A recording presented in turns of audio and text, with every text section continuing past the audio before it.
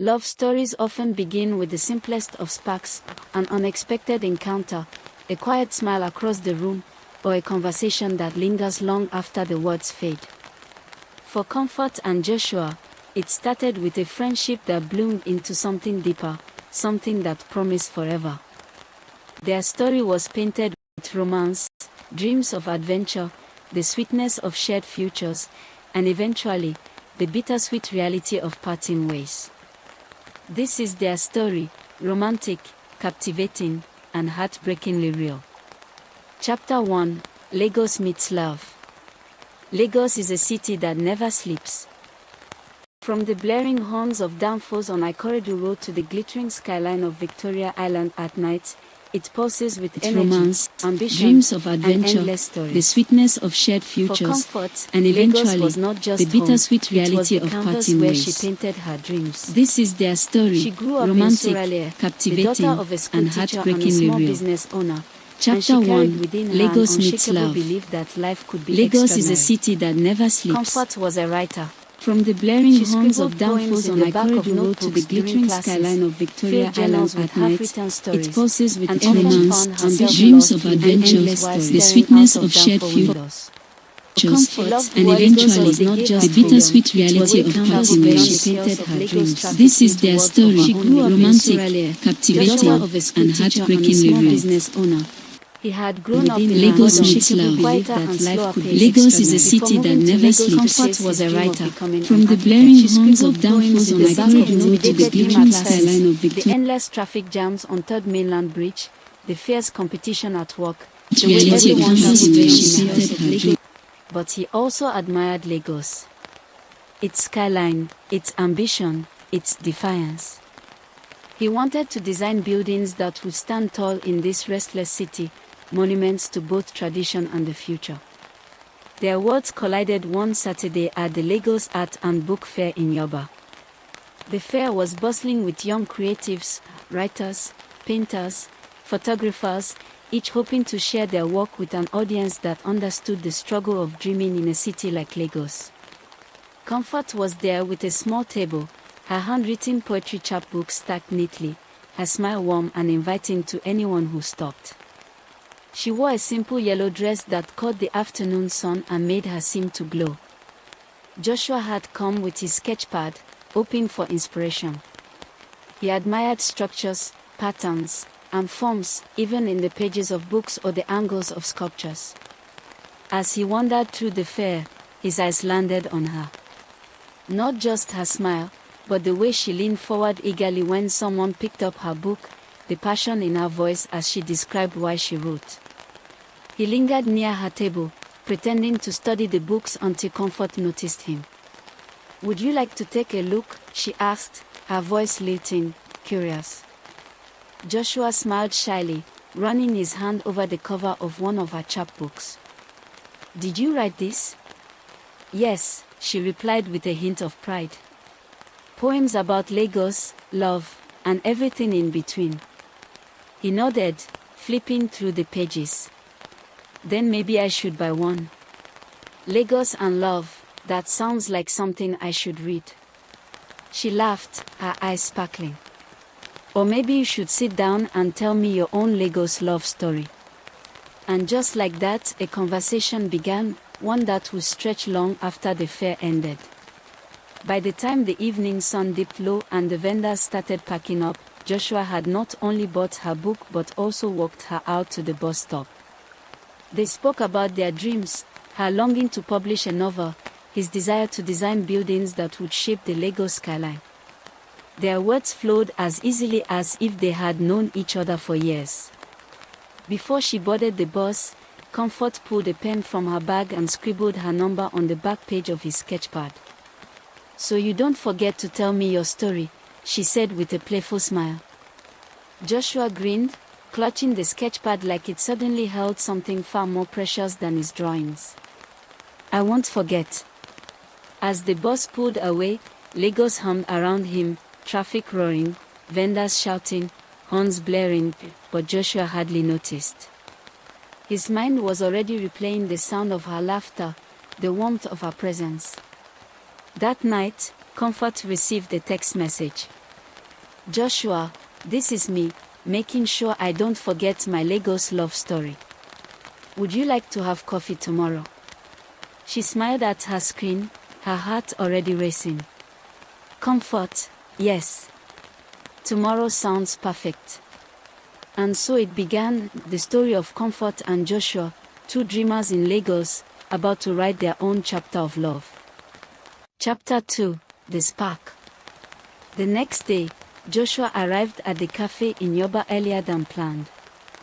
He wasn't usually the nervous type, but there was something about Comfort that had left him restless all night. He had replayed their first conversation a dozen times in his head. Would she show up? Would their connection still feel as effortless as it had yesterday? The cafe was small but charming, with soft Afro-jazz playing in the background and the rich aroma of freshly ground coffee beans filling the air.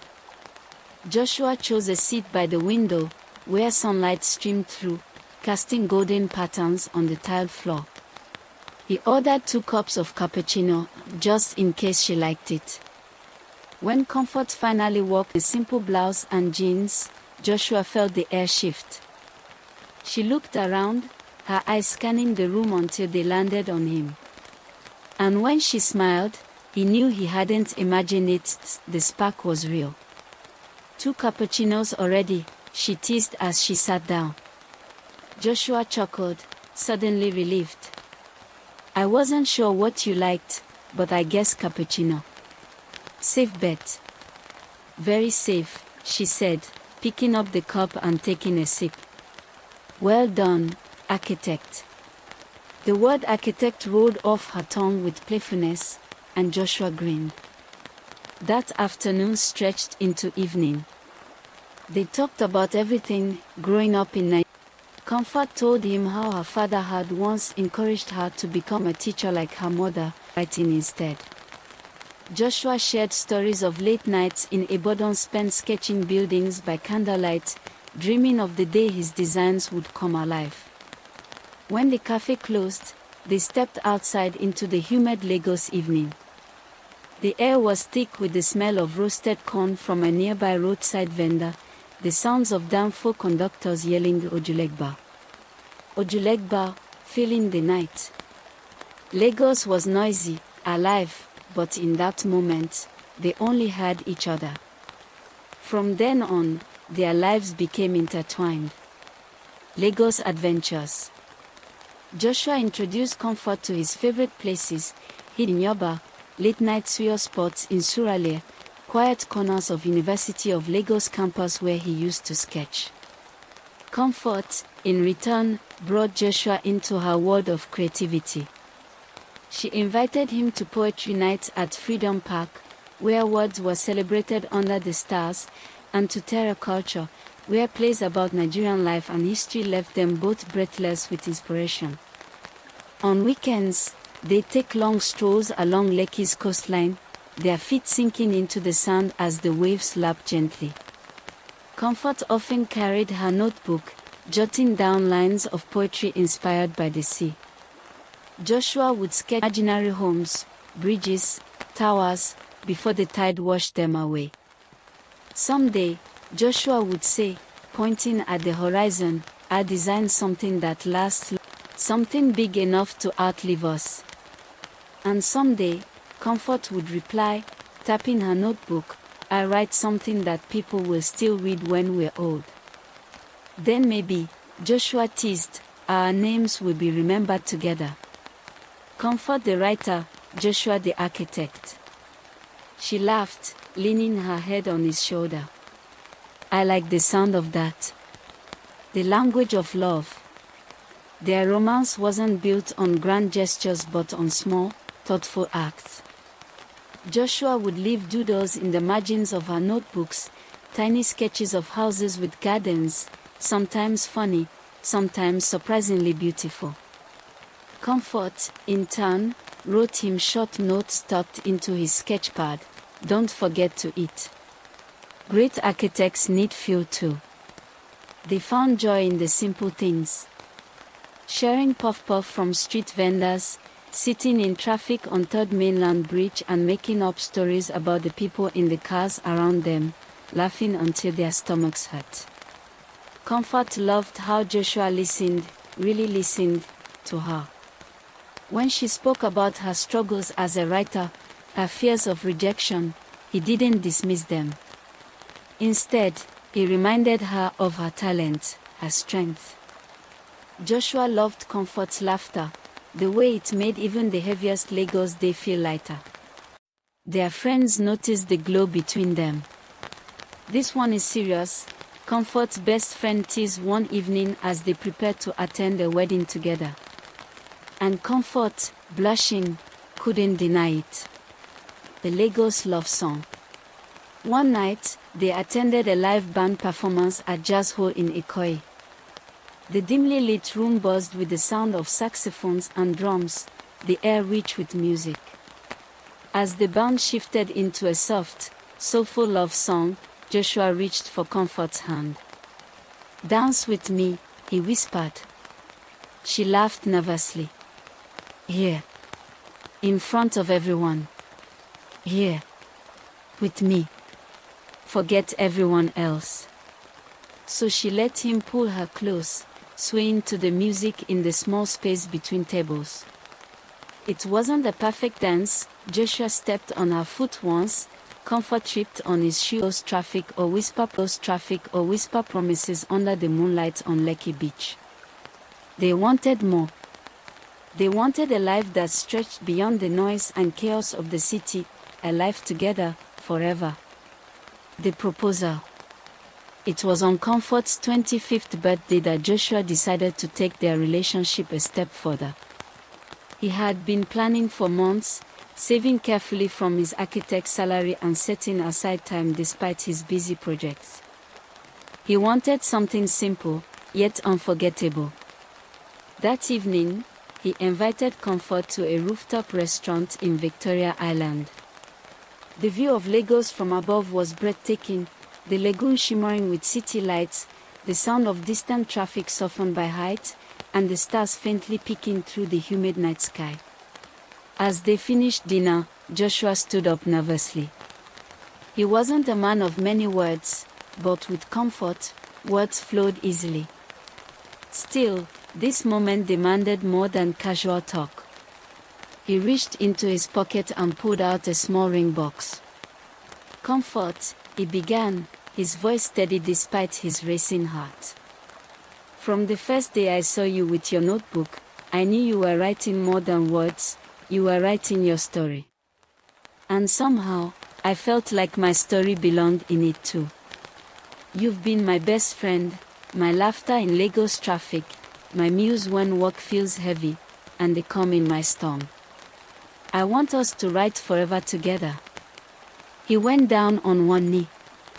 "Will you marry me?" Comfort's eyes filled with tears. Her hand flew to her mouth, and for a moment, the word paused. Then she whispered, "Yes, Joshua. 1,000 times yes." The restaurant broke into applause as Joshua slid the ring on her finger. Comfort leaned down, pulling him up into a hug, her tears wetting his shoulder. That night, their love felt unshakable, indestructible, bound by a promise of forever. Dreams of tomorrow. From that day forward, their lives became centered on plans for their future. They talked endlessly about their wedding, their home, their careers. Comfort wanted an intimate wedding, filled with poetry, music, and love, something authentic and not drowned in Lagos extravagance. Joshua, ever the dreamer, wanted to design their home from scratch, a place that would carry their fingerprints in every brick. "We'll live in Lekki," Joshua would say, sketching houses on the back of napkins. "Big windows, lots of light, a small garden where you can write while I design. We'll host dinners for our friends. It will be perfect." Comfort smiled at his sketches. "And a library for me. A big one. Floor-to-ceiling shelves." "Of course," Joshua replied. What's a house without a library for the writer who owns it? Sometimes, they spoke of adventures abroad. Joshua dreamed of earning a master's degree in Europe, Italy or the UK, where architecture carried centuries of history. Comfort dreamed of publishing her book and reading it aloud at international festivals. They promised each other that no matter where life took them, their love would remain their anchor. The struggles of reality. But Lagos, with all its vibrance, also carried weight. Planning a wedding wasn't as simple as sketching a house or writing poetry. Money became a constant discussion. Comfort's freelance writing paid little, and Joshua's architectural projects, though steady, were often delayed in payment. You know, weddings in Nigeria, Comfort sighed one night as they walked home from a family meeting. Everyone wants something big, expensive, flashy. But that's not us, Joshua. I know, Joshua replied, frustrated. But families will always have their say. Your mother already asked about catering for 500 guests. 500. Where do we even begin? Comfort squeezed his hand. Let's not let this stress kill the joy. At the end of the day, it's about us. Joshua nodded, but inside he felt the pressure mounting. He wanted to give Comfort the best, to prove himself as a provider, a future husband worthy of her love. The weight of those expectations pressed heavily on his shoulders. Preparing for forever. Despite the challenges, their love remained tender. They spent evenings planning, mornings dreaming, and weekends attending marriage counseling sessions at Comfort Church. The counselor often reminded them, love is not just romance. It is patience, sacrifice, and compromise. Marriage is a journey, not a destination. Joshua and Comfort took those words to heart. They began setting aside small savings each month, building their vision little by little. They talked about children, 2, maybe 3.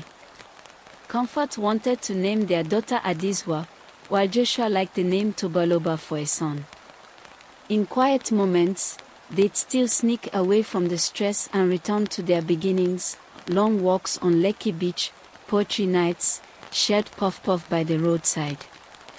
In those moments, they remembered why they had said yes to forever. Lagos nights. One night, as they sat on 3rd Mainland Bridge, watching the lights of the city reflect on the lagoon, Comfort rested her head on Joshua's lap. Do you ever get scared? She asked softly. Of what? Of the future. Of us. Of everything we're planning. Joshua looked down at her, brushing a strand of fear. Doesn't mean we stop. It means we hold on tighter. Comfort, whatever happens, I want to build a life with you. Even if it's not perfect, it will be ours. Comfort smiled, her heart swelling. Then let's keep holding on. And for a while, they did. Chapter 4, Life in Lagos. Lagos was a city of contradictions, both a blessing and a burden, both romantic and ruthless. For Comfort and Joshua,